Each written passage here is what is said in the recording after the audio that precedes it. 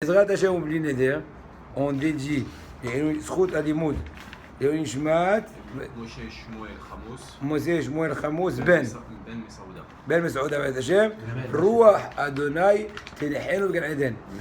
De par ailleurs, le Limoud est aussi le Nishmat Rabbi Shimon Bar Yochai, qu'aujourd'hui c'est ça Iloula. C'est lui qui nous mange les mains. Zrotot Tagen Alenu Akam Israël, c'est marqué que Kol HaKavod Lecha. Et aussi le Nishmat Rabbi Moshe Israël, le Rama, aujourd'hui aussi c'est ça Iloula. Qu'est-ce que tu voulais dire? Et Vele Avdil, les Refuat, chez les mains, Raphaël, Ben Sultana.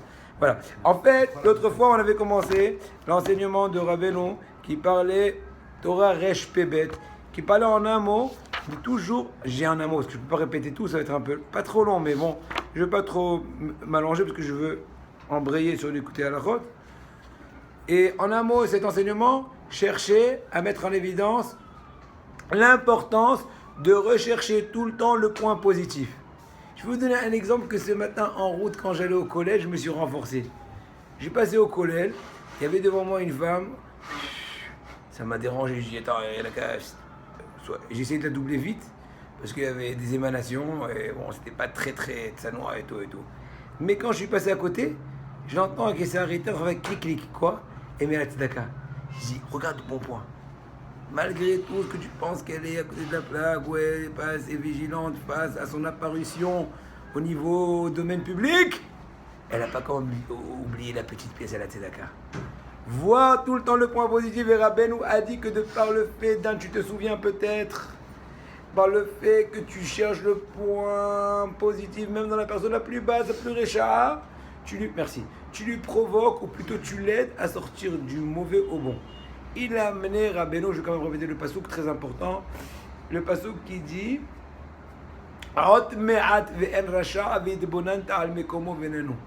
d'ici peu, il n'y aura plus d'impie, tu verras son endroit, tu ne le trouves plus. Traduction littérale, c'est comme je dis. Mais traduction midrashique selon les propos de Rabbeinu, cherche un petit chouïa, un petit me'at, dans lequel ton fameux individu, ton fameux ami n'est pas racha. Et de par cela, quelle est la conséquence? Il dit, mais comment? Tu vas revoir son emplacement spirituel, il n'est plus là-bas. Il a monté de grade. Tu l'as provoqué positivement, un rehaussement de grade. Tu l'as fait sortir du sable mouvant. Et encore bien sûr, quelques détails importants que pour l'instant, on ne dit pas. Maintenant, il dit dans les parenthèses, aïe. En fait, ce sont des parenthèses, mais c'est des parenthèses qui ne sont pas parenthèses. Il dit Rabbi Nathan dans l'enseignement 282, dit la Torah Resh Pebet, dit la Torah Azamra, très connu. Azamra. Pourquoi? C'est quoi Azamra? Je chante à Kadosh Baruch Hu Be'odi. C'est quoi Be'odi? Zamra lelokai Be'odi, di. Je centre à Hachem avec mon restant. C'est-à-dire que de même que par rapport à mon prochain, je vais chercher son point positif, etc. Je vais le cultiver, si on peut dire. Ainsi, par rapport à moi-même, je vais me trouver mon point. Azamra, les lokai, be'odi. Je vais trouver une bonne raison de chanter au Tout-Puissant, be'odi, avec ce qui reste en moi, le moindre, le microscopique. Il dit que Rabbeinu, Alav Shalom, Rabbi Nachman de Breslev, il dit qu'il faut tout le temps aller avec cet enseignement, tout le temps aller, tout le temps vivre, tout le temps se rappeler, tout le temps se renforcer, tout le temps ravifier, parce que c'est un des grands fondements à tout celui qui veut se rapprocher d'Akadosh Baruch Hu, afin que Azveshalom il ne perde pas son monde complètement, Azveshalom, parce que la majorité des gens qui sont loin d'Akadosh Baruch Hu, l'essentielle raison de leur éloignement, c'est parce qu'ils ont la marache aura, espèce d'angoisse, ou tous les mots synonymes, ou tristesse, de par le fait qu'ils tombent dans leur conscience. En d'autres mots, ils sont, comment dirais-je, ils sont dégonflés, si l'on puisse dire. Mais Ahmad, du fait qu'ils voient en eux beaucoup de dégâts, beaucoup de malfaits, et donc ils se découragent, ou plutôt ils sont mités à Hachim, d'accord? Donc ils se désespèrent. Chacun sait très bien qu'est-ce qu'il a fait, qu'est-ce qu'il n'a pas fait, chacun connaît très bien ses problèmes, en tout cas un minimum. Et de par ça, une personne, quand elle ressent son bas niveau et risque de craquer, de perdre la bonne humeur, de perdre la main, comme ce qu'on dit. Et là, il te dit que la majorité, à la rigueur, se désespère complètement même. C'est pour cela que des fois, ils arrivent même à un degré qu'ils n'ont même pas la force de sortir les mots de la tefila, ni de penser aux mots, ni de vivre les mots, ni de chanter les mots. Et même ce qu'ils pouvaient faire jusqu'à aujourd'hui, ils ne le font plus. C'est pour ça qu'une personne doit avoir l'intelligence, doit avoir la prudence, doit avoir, comment dirais-je, l'attention à la chose. De quoi? Sur cette chose-là. Qui colle à néphilote. Sachons, chers amis, que tous les néphilotes, quoi néphilotes? Toutes les chutes. Toutes les chutes qu'une personne peut avoir. On parle bien sûr au niveau spirituel. Im kol ze, au niveau de bedato, atzmud, marash ora, shofara, vayedeze, akol ou rakmasi bal davar. Vous entendez? Ce n'est que l'action du Yetzera. Bal davar, traduction littérale, c'est le propriétaire de la chose. C'est une appellation du Yetzera. C'est l'embrouilleur, entre guillemets. D'accord? Pourquoi? Parce qu'il a vu que la personne avait été... Chez Mahlish, oui, Mahlish Dato. Il lui enlève la bonne humeur, il enlève le courage, il enlève l'espoir, il le dégonfle, il le sous-estime, il veut le faire tomber. Chez Mahlish Dato, qui était la pilote de Shalom, Al-Ke, dit Rabbi Nathan, Allah Shalom, il faut être, au nom de Rabbeinu, il faut être mitazek, beaucoup d'aller avec cet enseignement qu'on a un peu relaté. De chaque fois rechercher vraiment avec beaucoup de patience et beaucoup d'attention en lui-même, chaque fois, même le moindre point ou le moindre particule de bon point qui se trouve en lui, de par cela il pourra se faire revivre, se réjouir en d'autres mots, et de par cela il pourra espérer certainement comment dirais-je, à la délivrance d'Akadosh Baruch Hu, à son aide, à son rehaussement, etc., à son élévation. Et pourra donc, finalement, le but voulu, prier à Hachem, chanter à Hachem, remercier Hachem, comme ce que le Passouk met en évidence, qu'on a dit tout à l'heure, qui est d'ailleurs le titre de cet enseignement de cette Torah, qui s'appelle Azamra Elohai Ve'odi. Comment je peux arriver au degré que quand je prie à Hachem, je chante, en d'autres mots, je kiffe? C'est l'Elohai Ve'odi. Quand je trouve mes bons petits points. Et je me dis, oui, bien sûr, c'est dans l'Alléluia. C'est le premier Alléluia. C'est bien ce que veut dire. Et de par ça, il pourra se repentir à Hachem, retourner à Hachem. Maintenant, il te dit plus que cela. Là, c'est un peu plus compliqué. Et je suis en train de réfléchir à ce que je fais ça ou pas. Laissez-moi réfléchir une seconde. On va le faire rapidement. Maintenant, une nouvelle étape, après tout ce processus, si l'on puisse dire. Une personne, je lis. La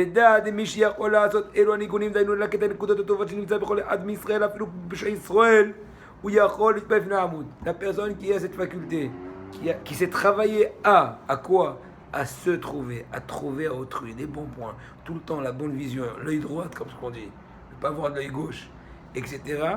Et bien, au fur et à mesure du temps, elle pourra avoir la qualité d'être chez Artibourg, d'aller au Hamoud, dans quel sens? Qui a mitpalel ifne Hamoud, une personne qui va devant le Hamoud, qui va devant donc l'endroit de fila public, qui va représenter donc tout le Tzibour, n'est-ce pas? Shaliach Tzibour, que veut dire le mot Shaliach Tzibour? Shaliach Tzibour, tu sais quoi? L'envoyé de l'Assemblée. Shaliach Tzibour, c'est le ministre officiant.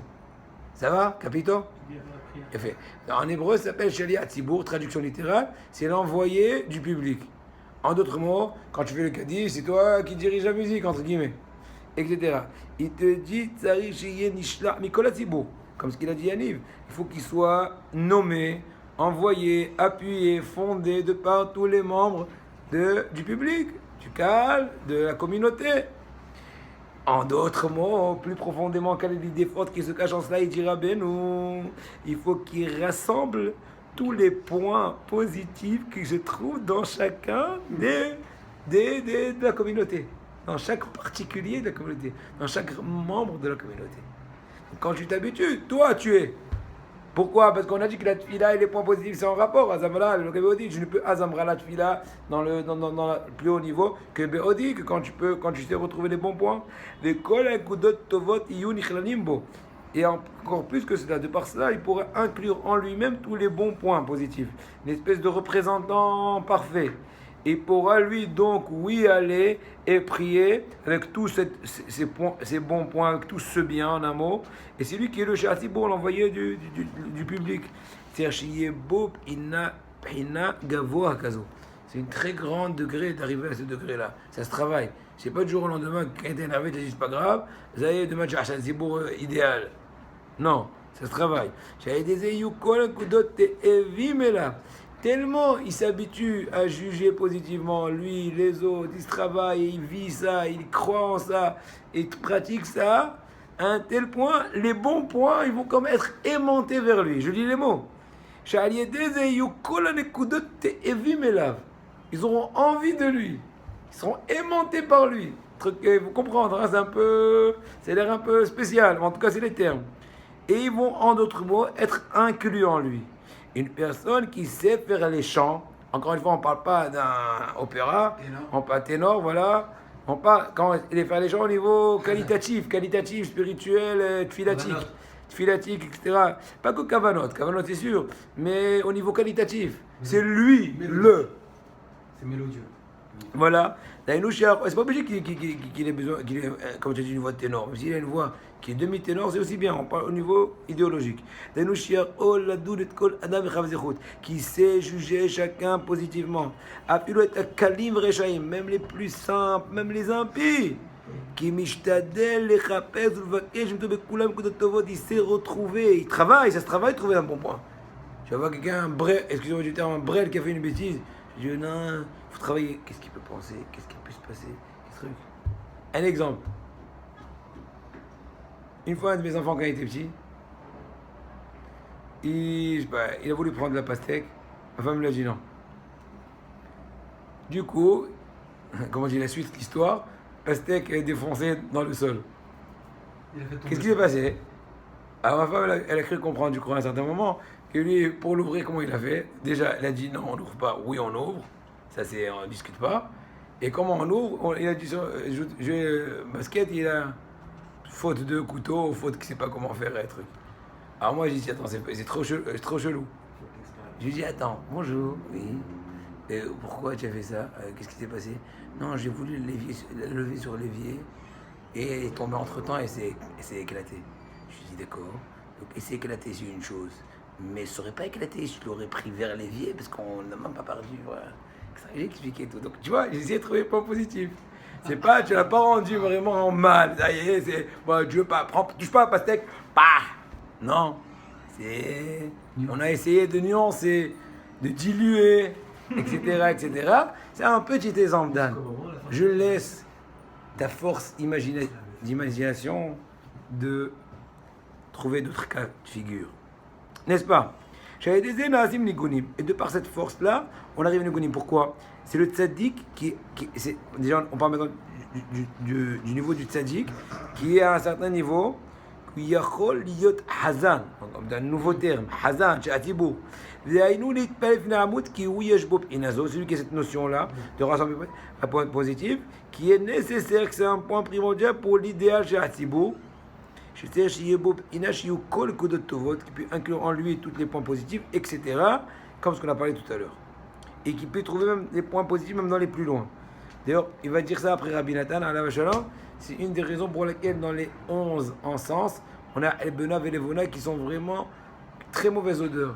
Et Ramim disent pourquoi? C'est pour nous mettre en allusion que une fille-là qui n'a pas parmi eux des poches à Israël, elle n'est pas acceptée. Tellement, Akadosh Baruch Hu, il veut que même les mauvais soient là. De même que la Kétoret qui était un travail très haut, et bien une des conditions, un truc, aucun Rabs, c'est un truc, excusez-moi du terme puant.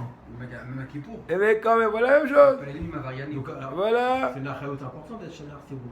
Bien sûr, effectivement, frère. C'est pas une action de ténor. C'est pas une démonstration de comment vivre tes cordes vocales. Donc, mais sans faire aucun petit truc, mais c'est-à-dire qu'il faut essayer d'aller dans une bête Knesset avec un rave qui soit Moshe Tsarir, où on connaît. Non, je suis pas c'est important.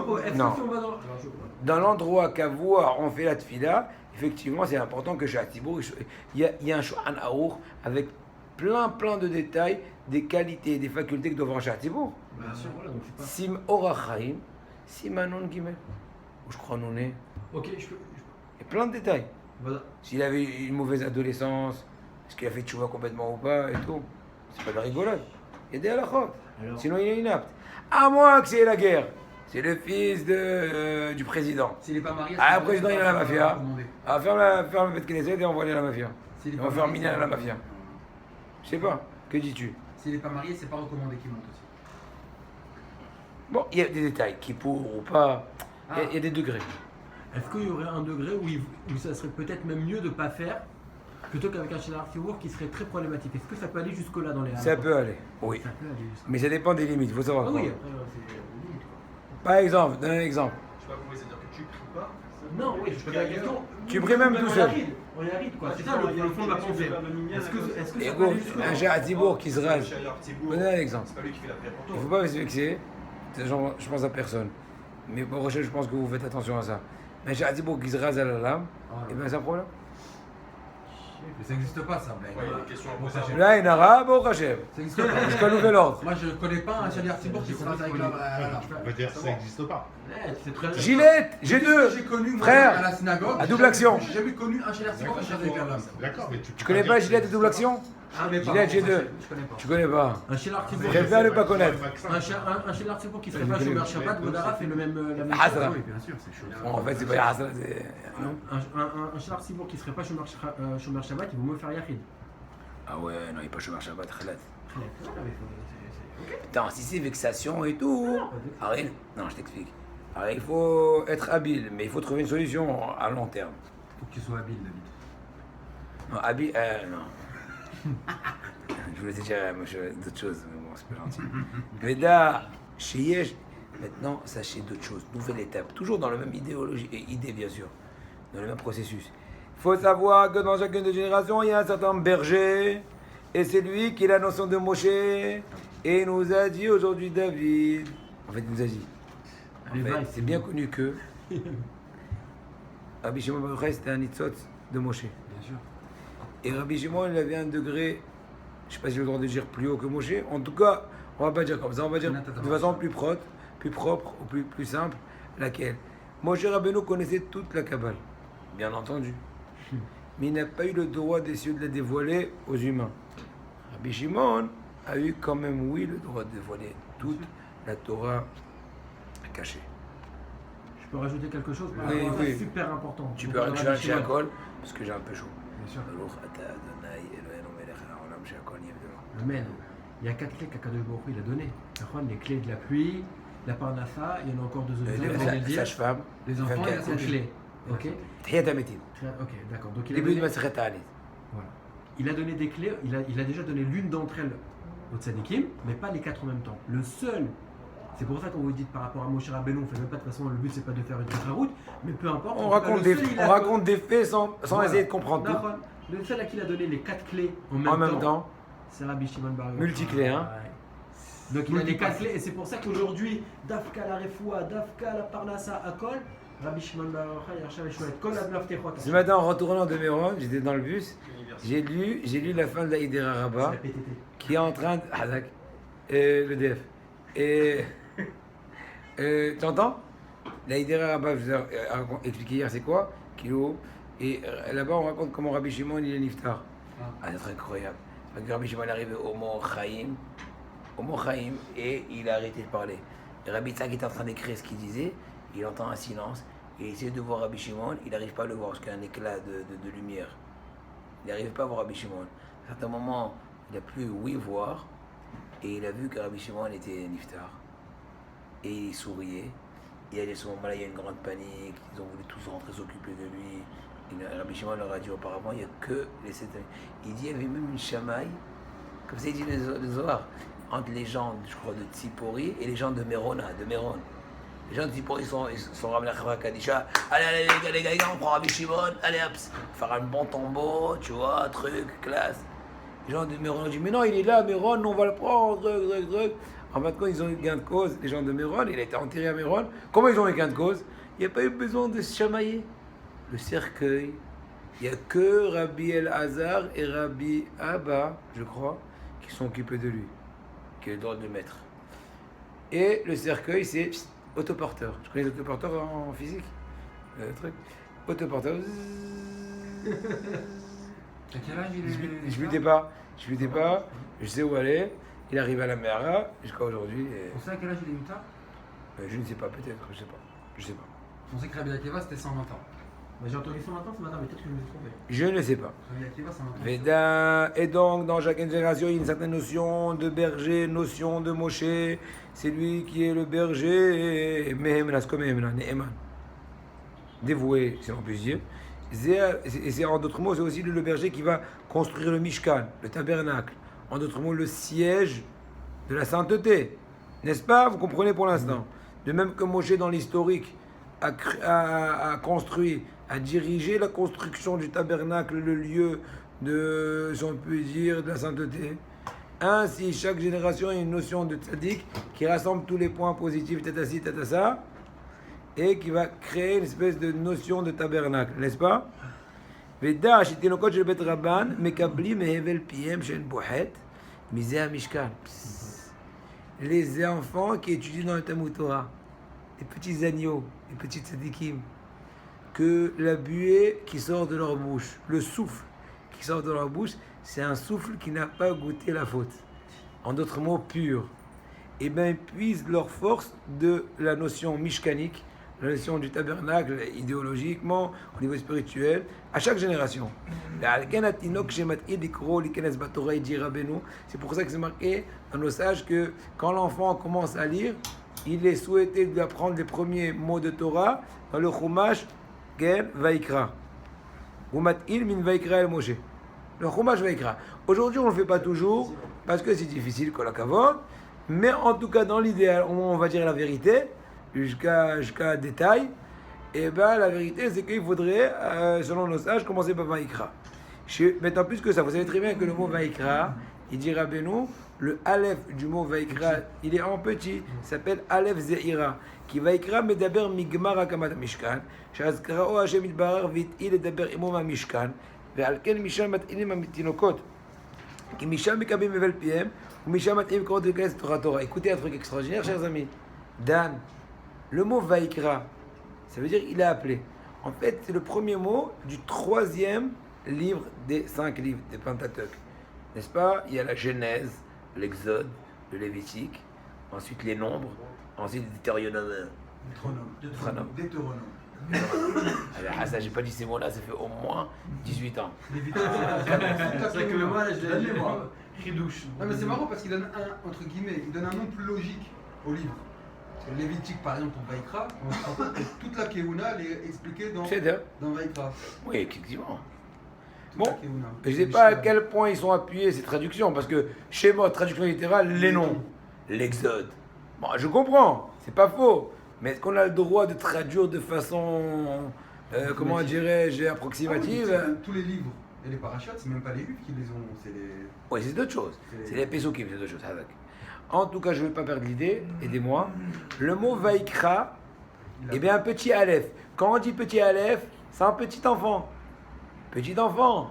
Quand est-ce que tu vas commencer à lire les premiers mots de Vaikra? Pourquoi? Parce que c'est quoi Vaikra? C'est Moshe Rabbeinu qui a été interpellé par Hachem lors de l'inauguration du tabernacle. Or, on a expliqué tout à l'heure que la force des Tinokot, pour sortir avec la pureté des mots et tout, elle vient du Mishkan. Donc tout se rallie. Moshe, le berger, le Mishkan, les petits-enfants, le petit Aleph, la pureté, Tatasi et Tata. Ça. Au moins ça, tu sais. Chez où, hein? Mais da, chez Kol Tzadikim, sache que tous les Tzadikim, chez Bador de la génération, Kol Echad Echad ou Prinat Roé. Chaque Tzadik de chaque génération, il est le berger. Ou peut-être plusieurs bergers, plusieurs Tzadikim, qui Bekol Echad Echad. Chaque tzaddik de la génération, il y a certaines notions, étincelles, appelez ça comme vous voulez, je ne vais pas expliquer trop précisément, de Moshe. Et chacun, selon son degré, selon sa notion, il fait un certain Mishkan, tabernacle, en d'autres mots, siège de la sainteté. Et de là-bas, il y a les enfants qui reçoivent encore une fois le souffle de leurs paroles, de leur bouche.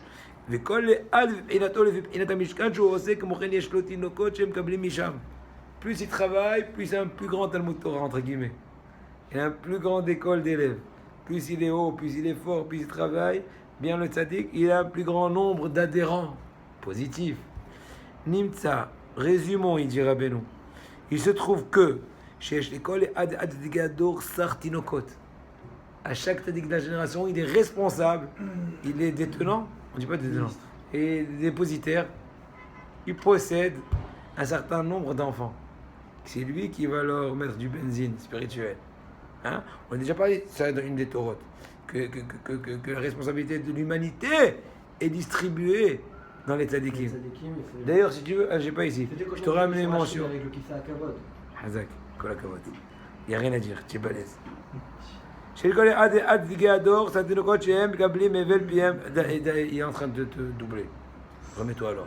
Non, je m'inquiète pas. Mais demain après, tu vas te couper les tifs, tu vas voir mieux. Va être Nimtsa, Sheyesh, l'école est Ad. Vous pouvez vous roser demain. Mais attention, truc cachère. Pas Gillette, oh, Maxime. Comment il s'appelle? Comment tu dis? Mike. Mike 3. זכותו תגן עליו.